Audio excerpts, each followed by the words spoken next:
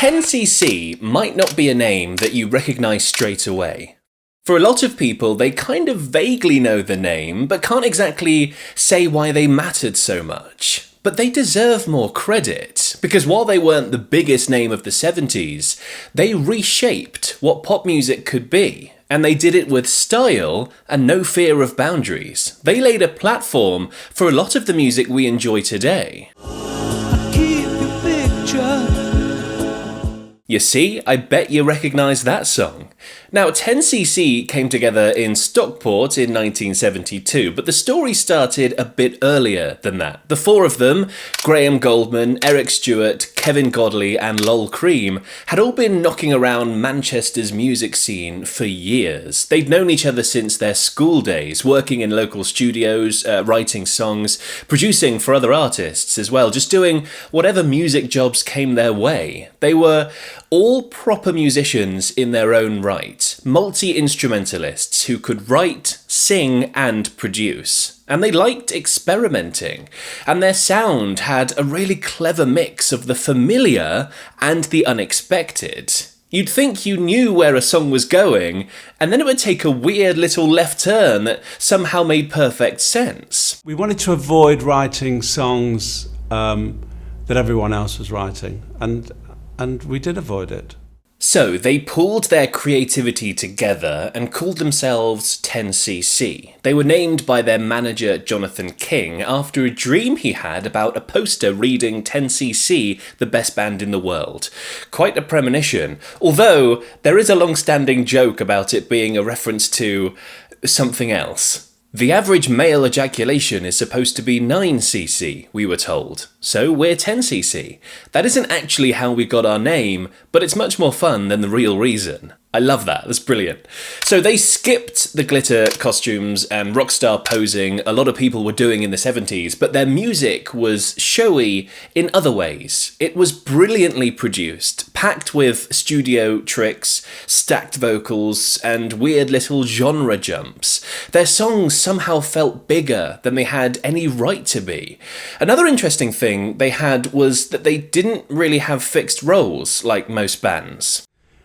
Whoever could sing the best got the job, so there wasn't one specific singer, and the same went for all the other parts, like who was going to play guitar, or who was going to do this, who was going to do that. Whoever did it the best got the job.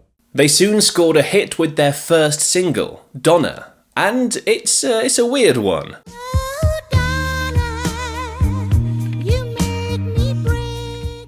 I mean, I think it's fair to say that is an interesting singing style, right? And I'm not sure what's going on with that dancer either. It actually started life as a B-side before they decided to release it in its own right. It's almost a parody of a love song. It's silly, it's theatrical, and actually hit number 2 in the charts. Not bad for a debut, but most importantly, it was an early statement of intent. 10cc weren't afraid to push the envelope. They weren't afraid to be a little weird, to do it a bit differently. Then came Rubber Bullets in 1973, their take on Jailhouse Rock, which shot to number 1. Sergeant Baker got a call from the governor of the county jail. From there, they kept smashing out top 10 after top 10. The Dean and I, The Wall Street Shuffle, Life is a Minestrone, Art for Art's Sake, I'm Mandy, Fly Me, The Things We Do for Love, all between 1973 and 1977. They also had 5 consecutive top 10 albums, so they really were right up there with the best of them. Their masterpiece track came in 1975, I'm Not in Love. It started as a guitar piece from Stewart, then he and Graham Goldman turned it into a fully recorded song. It was initially abandoned though, when the other band members didn't like it, then revived when the studio staff kept humming the melody. Fun fact, it was actually first inspired when Stewart's wife asked him why he didn't say he loved her more. I had this crazy idea in my mind that repeating those words would somehow degrade the meaning. So I told her, well, if I say every day, I love you darling, I love you, blah blah blah, it's not going to mean anything eventually. The drummer, Kevin Godley, suggested recreating it with only voices, creating layers of multi-tracked vocals that give it that great atmosphere.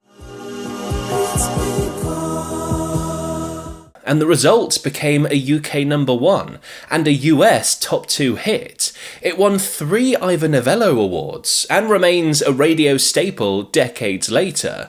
And it's probably one of the most instantly recognisable songs you've ever heard. That song put them in a league of their own. It was a milestone for sophisticated pop production. For those multi-tracked vocals, they actually recorded 3 of the band singing 16 times, one for every note in the chromatic scale. This ended up having 48 voices singing each note. It's that sort of innovation that made them stand out. 10cc were proper studio nerds, and I mean that in the best way. They treated the recording desk like an instrument in itself. They were obsessed with sound, layering, and arrangement. And you can hear that adventurous spirit in their tracks like I'm Not in Love or Rubber Bullet, songs that never quite do what you expect them to do. They proved pop could be smart without being pretentious. It was innovative, but still packed with hooks. Take Clockwork Creep, for example, a song about a bomb on a plane, sung from the bomb's perspective. The pilot is too busy flirting, and he ain't aware that there's a bomb down there, and if they don't do something, it's curtains. I mean, only 10cc would even attempt that, let alone pull it off. And then you've got Art for Art's Sake, taking the mick out of commercialism. The Wall Street Shuffle, making fun of capitalist greed. The Things We Do for Love, which somehow turns heartbreak and existential dread into a smooth, radio-friendly anthem. It's pop music with intelligence. And it bloody worked. It worked very well. They sold over 30 million albums globally, and they still tour today in various formations, with Graham Goldman remaining the anchor. He says their songs haven't aged because they never followed trends, they just wrote for pleasure. So why did they break up then, right when things were going great? And for once in the rock world, it wasn't drugs or egos, it was more simply creative differences. By early 1976, Godley and Cream were drifting towards experimentation, away from the pop machine they were in. They were determined to keep pushing and keep doing things differently. Stewart and Goldman, however, wanted to keep doing what 10cc did, make clever pop songs. And rather than dilute the band's identity, they just split in half. As an example of where their heads were at, Godley and Cream invented a weird device called the Gizmotron.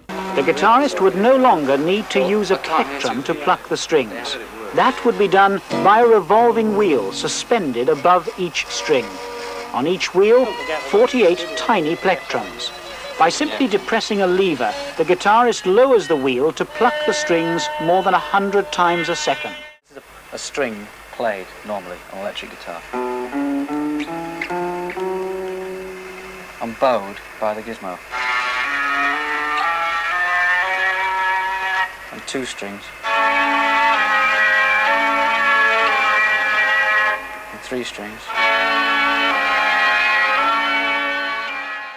But it proves they really did reinvent what you could do with music. And they used that creative drive to go off and make a massive triple album called Consequences, which was more of an art project than a real pop record. It was a really out there concept album, and while it definitely has its fans, it did fail commercially, but it marked the split of that original 10cc lineup.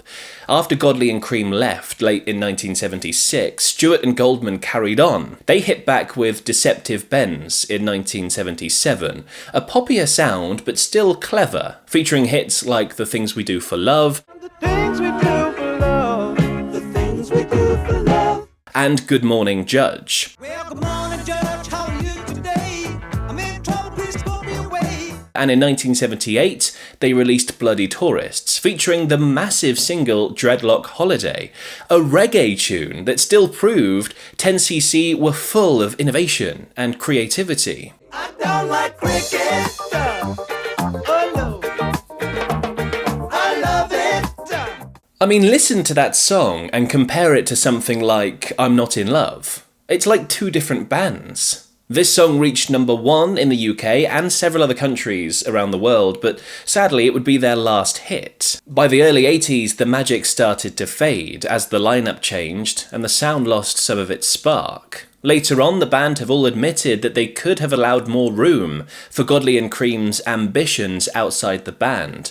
But a reunion isn't likely anymore. Godley and Cream eventually fell out, and Godley has no ambition to try and redo 10cc. If I didn't see a future creatively, then I might be one of those people who dream about the past, but I'm not. It was fantastic for its time, but I have no delusions about recreating it. That doesn't mean they don't regret the split, though. It's a tragedy that we didn't stay together. It was a flame that burned incredibly bright, but we could have lasted so much longer. They weren't really chasing fame, they just wanted to see how good they could be, and maybe that's what gave them the freedom.